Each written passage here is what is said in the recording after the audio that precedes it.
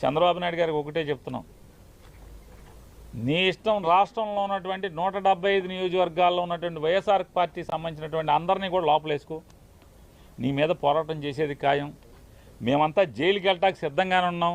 నీ తప్పుడు కేసుల్లో అక్రమ అరెస్టులో ప్రతి ఒక్కళ్ళం కూడా వైఎస్ఆర్ కాంగ్రెస్ పార్టీ జెండా మోసే ప్రతి చిన్న కార్యకర్త దగ్గర నుంచి కూడా జగన్మోహన్ రెడ్డి గారి దాకా అంతా సిద్ధంగా ఉన్నాం. నీ చేతనైంది నువ్వు చేసుకో. అయినా సరే తెలుగుదేశం పార్టీ చేసేటువంటి తప్పుల మీద ప్రజలకి మోసం చేసే దాంట్లో పోరాటం చేయకుండా ఉండడం వదలం, నిన్ను నిలదీయకుండా ఉండడం వదలం అనేది కూడా చంద్రబాబు నాయుడు గారికి ఈ సందర్భంగా అంతిమంగా న్యాయం చేస్తుంది.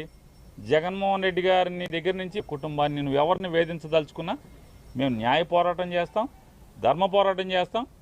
ఖచ్చితంగా నీ మీద తిరుగుబాటు చేసి రాజకీయ పోరాటం కూడా చేసి అన్నింటిని కూడా ఎదుర్కొని ఖచ్చితంగా 2029కి మీ ప్రభుత్వాన్ని పడదయటానికి కావాల్సినటువంటి ప్రతి పోరాటాన్ని చేస్తాం.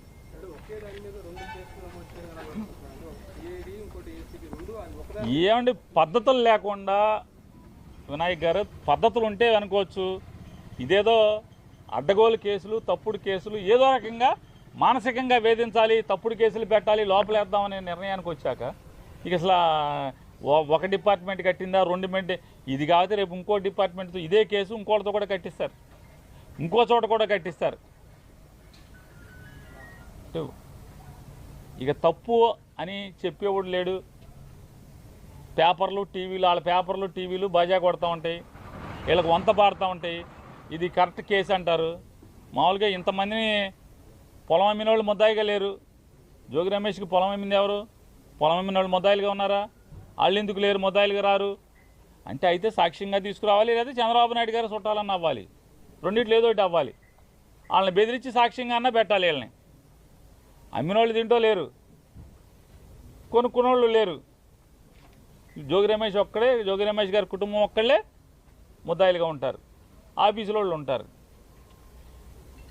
అంతిమంగా అరెస్టులు చేసి అక్రమంగా తప్పుడు కేసులు కట్టి మీ మానసిక ఆనందం పొందుతారేమో, కానీ అల్టిమేట్గా కోర్టులు ఉన్నాయి. ఖచ్చితంగా కోర్టులో ఫైట్ చేయటం, న్యాయంగా మేము న్యాయాన్ని ఆశ్రయించి న్యాయస్థానాలను ఆశ్రయించి గెలవటం ఖాయం.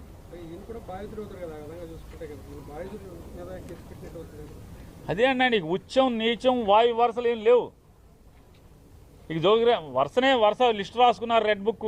రెడ్ బుక్ రాజ్యాంగం, రెడ్ బుక్లో ఎవడెవడున్నాడు ఆయన్ని మానసికంగా వేధించాలి, కేసులు కట్టి లోపేయాలి, సునకానందం పొందాలి. దీనికి వస్తుంది తప్ప ఏముంది? బాధితులు అవుతాడు. మీరు చెప్పినట్టు జోగి రమేష్ కుటుంబం బాధిత కుటుంబం అవ్వాలి, కానీ వీళ్ళనే నేరాంగం చేసినట్టుగా ముద్దాయిలు చేశారు. సిఐడిలో కేసు కట్టారు, ఇక్కడ కేసు కట్టారు. 2 కేసులు, ఒకే సంఘటనకు 2 కేసులు కట్టారు. ఏం చేసినా సరే నీ మానసిక ఆనందం తాత్కాలికం, వెనక్కి తగ్గేది లేదు. తెలుగుదేశం పార్టీ మీద, కూటమి ప్రభుత్వం మీద, జనాలను చేసే మోసాల మీద, వాళ్ళ కూటమి ప్రభుత్వం ప్రజల్ని వంచే దాంట్లో కానీ ప్రజా వ్యతిరేక పరిపాలన చేసే దాంట్లో నిలదీయటం, పోరాటం చేయటం జోగి రమేష్ ఆగడు, జోగి రమేష్ గారు కొడుకు ఆగడు, ఎవరు ఆగరు.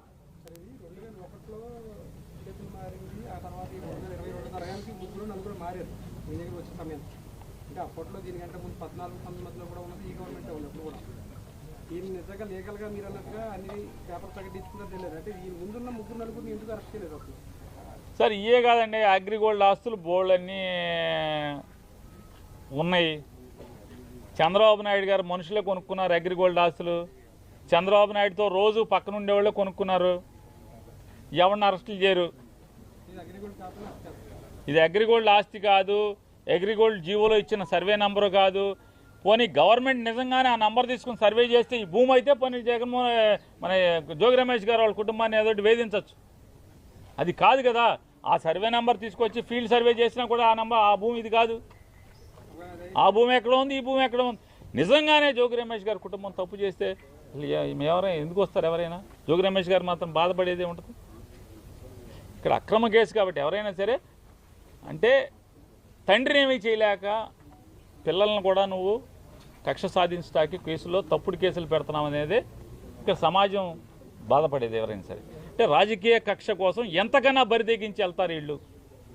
తండ్రిని ఏమీ చేయలేక కొడుకుని అన్యాయంగా అక్రమంగా ఇరికిస్తున్నారని చెప్పని ఇవాళ పొద్దున్న జోగి రమేష్ గారి భార్య మాట్లాడుతుంది, నీకు పిల్లలు ఉన్నారయ్యా, మనవడు ఉన్నాడు, కొడుకున్నాడు, ఇవన్నీ ఉసురు పోసుకుంటున్నారనే చెప్తుంది ఆవిడే. నిజంగా చేసి ఉంటే మమ్మల్ని లోపల ఏమని చెప్తున్నారు, ఉరేసుకుంటామని చెప్తున్నారు కదా రమేష్ గారు. నిజంగా ఇది తప్పే అయిన కనుక నిరూపిస్తే ఖచ్చితంగా మేము ఉండమని చెప్తున్నాడు ఆయన. ఈ పాపాలకు అంతం లేదు, ఖచ్చితంగా ఈ పాపాలని పటాపంచీలు చేసేదానికి అందరం పోరాడతాం. ఉచ్చం నీచం వాయు వరుసలు ఏం లేవు. ఇక జోగి వరుస లిస్టు రాసుకున్నారు, రెడ్ బుక్ రాజ్యాంగం.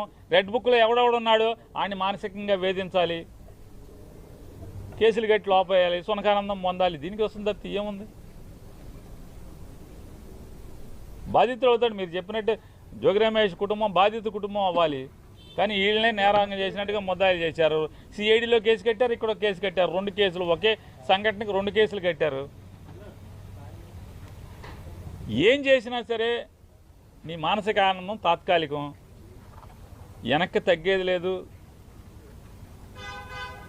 తెలుగుదేశం పార్టీ మీద, కూటమి ప్రభుత్వం మీద, జనాలను చేసే మోసాల మీద, వాళ్ళ కూటమి ప్రభుత్వం ప్రజల్ని వంచే దాంట్లో కానీ, ప్రజా వ్యతిరేక పరిపాలన చేసే దాంట్లో నిలదీయటం, పోరాటం చేయటం.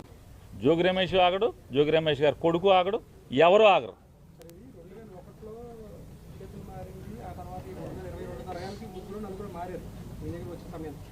అంటే అప్పట్లో దీనికంటే ముందు 14-19 కూడా ఉన్నది ఈ గవర్నమెంటే ఉంది. అప్పుడు కూడా దీన్ని నిజంగా లీగల్గా మీరు అన్నట్టుగా అన్ని పేపర్ ప్రకటించుకుంటే తెలియదు. అంటే ఈ ముందున్న 3-4 ఎందుకు అరెస్ట్ చేయలేదు అసలు?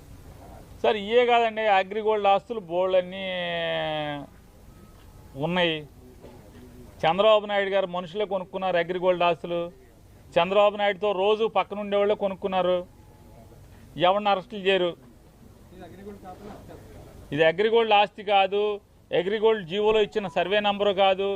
పోనీ గవర్నమెంట్ నిజంగానే ఆ నంబర్ తీసుకుని సర్వే చేస్తే ఈ భూమి అయితే పోనీ జగన్మోహన్ మన జోగి రమేష్ గారు వాళ్ళ కుటుంబాన్ని ఏదోటి వేధించవచ్చు. అది కాదు కదా. ఆ సర్వే నెంబర్ తీసుకొచ్చి ఫీల్డ్ సర్వే చేసినా కూడా ఆ భూమి ఇది కాదు. ఆ భూమి ఎక్కడ ఉంది, ఈ భూమి ఎక్కడ ఉంది.